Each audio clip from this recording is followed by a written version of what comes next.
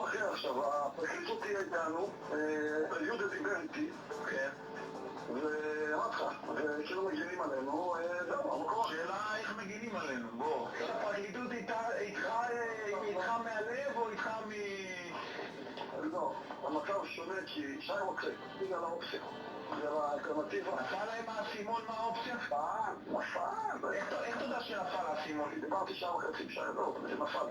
מבינים, כולם מבינים. הוא הבין שאם אתה הולך, הם מקבלים את רוטקוב בלי מצמץ בכלל, הוא הבין את זה? כן, מבין מצוין. לא רק הוא מבין, כולם מבינים שם. טוב, זה לדעתי לב העניין.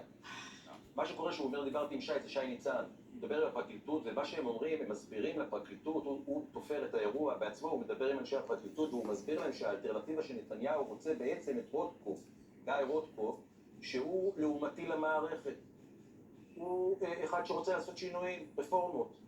ובעצם המערכת, למרות שמנדלבליט נחקר בזמנו, כן, ואמורה לפסול אותו, היא לא פוסלת אותו, בגלל שהיא מבינה שהאלטרנטיבה מבחינתה יותר מסוכנת. זה התפירה של האירוע, ויש שם עוד איזה קטע שהוא מדבר עם אפי נווה, שאפי נווה מדבר עם שופטי בג"ץ שדנים באירוע הזה, שזה בכלל אירוע מופרע לחלוטין.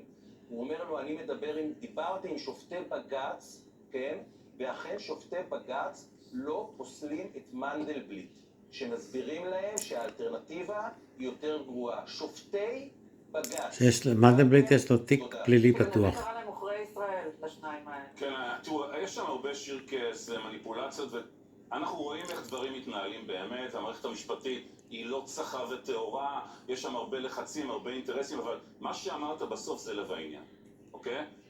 מה שאנחנו רואים זה כשיש עתירה לבג"ץ, זה פרופסור למשפטים, נגד המינוי של מנדלבליט בגלל התיק שהיה תלוי ועומד, או האם הוא סגור עם אותו כן או לא, ולא פוסקים על פי דין, אלא על פי אינטרסים.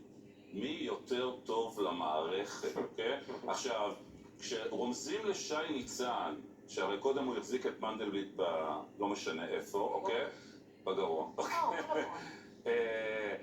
ושי ניצן לא כל כך רצה כנראה את מנדלבליט. ברגע שהם מבינים שהאופציה היא יותר גרועה, עכשיו, גיא רוטקוף, הוא היה מנכ"ל משרד המשפטים, הוא איש של דני פרידמן, דני פרידמן הוא נגד האקטיביזם השיפוטי, מבחינתם של משרד המשפטים, הוא אופציה יותר רעה מאשר מנדלבליט, וזה סוגר את העניין.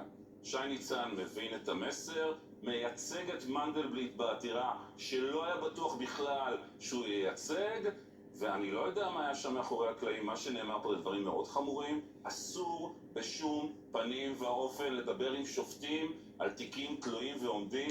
אם זה קרה, זה דבר מאוד חמור שצריך להיחקר, ובג"ץ אכן דחה את מה זה מאוד חמור? מה למשל צריך לקרות עם השופטים האלה? תשמע, שאפי נווה אומר שהוא דיבר עם השופטים לפני שהם פסקו, והם פסקו לפי איך שהוא דיבר איתם. אז תראה, יש את הנציבות תלונות על שופטים שאורי שוהם עמד בראשה, שהיא בדיחה אחת מהלכת, ולכן רוטמן רוצה להעביר את הנציבות לכנסת ברוב של 70 חברי כנסת. כרגע הבעיה היא שאין מי שישמור על השופטים. אין מי שישמור על השופטים. משה, אני כל הזמן אומר לך, אני לא רוצה להעליב, כאילו, אבל... אל תעליב. לא, כי אתה פרופסור למשפטים, נכון? אין מקצוע כזה. אין מקצוע כזה. אין דבר כזה, אני אומר... גם עיתונאי אין, בוא. נכון, נכון, בדיוק. אתה יודע מה, אגב, השוואה מעולה, אותו